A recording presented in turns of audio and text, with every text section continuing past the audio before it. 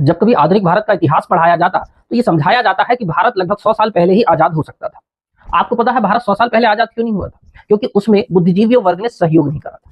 अर्थात समाज का संपन्न वर्ग, समाज का अगुआ वर्ग और समाज में शिक्षा दीक्षा के नाम पर प्रसिद्ध वर्ग जो होता है उसने इसमें लीड नहीं करा था, योगदान नहीं दिया था। आज जो आप एसएससी जैसे एग्जाम्स में जो स्कैम देख रहे हैं, अब आप कहोगे सर एसएससी जैसे एग्जाम की चर्चा ही अकेले है क्या? मैं कहूंगा नहीं, आप नीट की चर्चा कर लो, एमपीपीएससी की चर्चा कर लो, बिहार पीएससी की चर्चा कर लो, और भी जो एग्जाम हो रहे हैं उन सारे एग्जाम में जिस तरीके से स्कैम होते जा रहे हैं ये दर्शाते हैं कि एक आम जनजीवन में जो भी व्यक्ति है वो बिल्कुल दूभर हो चुका है। न बच्चों को रोजगार है, नौकरियां नहीं है, मार्केट में ये हाल हो रहे हैं। टीसीएस ने कल ही जो है 12,000 एम्प्लॉय को जो है बाहर कर दिया। इसी के साथ जब आप देख रहे हैं कि नए परिवर्तन के साथ जिस तरीके से आपको एक आईना दिखाया जा रहा है कि भारत चौथी बड़ी अर्थव्यवस्था बन चुका है, उस चौथी बड़ी अर्थव्यवस्था में आप लोगों को ये नहीं समझ में आ रहा है कि महंगाई कितनी बढ़ चुकी है। और मैंने आपको कई बार बोला है कि यदि समाज के या जो भारत के अंतर्गत जितने 10 अमीर वर्ग है ना या 20 लोग हैं इनको साइड आउट कर दो तो तुम नाइजर, चाड जैसे देशों की स्थिति में आ जाते हो। अब बात यह आती है कि यदि हम जैसे संपन्न वर्ग लोग या जो भी लोग हैं जो शिक्षा दीक्षा से जुड़े हुए हैं वो इन स्कैम्स के विरुद्ध आवाज नहीं उठाएंगे तो सीधी सी बात है कि क्या होने वाला है आपको पता है।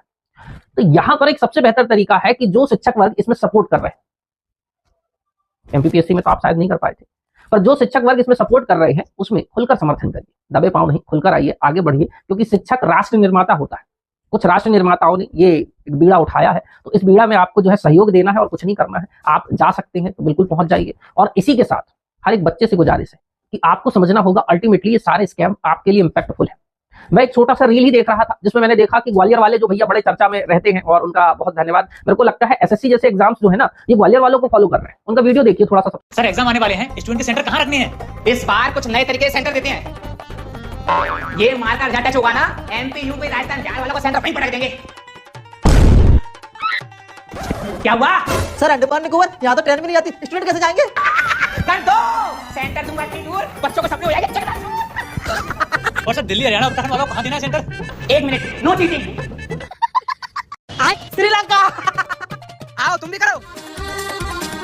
अब आप ये भी सोच रहे होंगे कि इस तरीके के स्कैम तो पहली बार हो रहे हैं या इसी बार हो रहे हैं या कोई करवा रहा है जानबूझ के, क्योंकि एक नई संस्था आई और एक नई संस्था ने पहली बार इस एग्जाम को कंडक्ट कराने का सोचा। इसके पहले टीसीएस जैसे इस एग्जाम को कंडक्ट करवा रही थी, पर प्रश्न चिन्ह ये सबसे बड़ा आता है कि क्या जरूरी है कि यदि आप पहली बार ही कोई कार्य कर रहे हैं तो उसमें इतनी सारी धांधली हो जाए? प्रश्न चिन्ह ये उठना चाहिए उसी के साथ। और हम लोगों ने ठेका ले रखा है, मतलब बच्चों ने, कि हमारे साथ आप जितना शोषण कर सको कर लो, कोई दिक्कत नहीं है, एक्सपेरिमेंट कर लो, जितना करना हो कर लो। अरे माँ बाप जमीन रखकर, गिरवी रखकर जो है अपने बच्चों को पढ़ाई करवाते हैं। किसी माँ ने तो गहने तक रखे होंगे कि शायद उनका बच्चा या बच्ची सेलेक्ट हो जाए तो उनका जीवन बदल जाए या उसके बच्चे का ही जीवन बदल जाए कम से कम। और यदि आपको लग रहा है कि ये इसी साल हो रहे हैं स्कैम, जी नहीं, इसके पहले भी स्कैम है, पहले आप चेक कर लो।